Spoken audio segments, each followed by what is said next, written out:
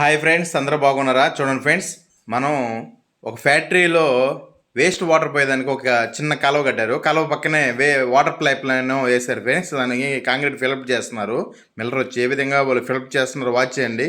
ఇది small video కావచ్చు, కానీ ఒక స్మాల్ ఇన్ఫర్మేషన్గా మీకు ఉంటుందని మనం చేస్తున్నాం ఫ్రెండ్స్. మన వీడియో నచ్చినైతే లైక్ చేయండి, షేర్ చేయండి, మీ ఓపెన్ కామెంట్ చేయండి. మన ఛానల్ని సబ్స్క్రైబ్ చేసుకోండి ఫ్రెండ్స్. Watch my videos.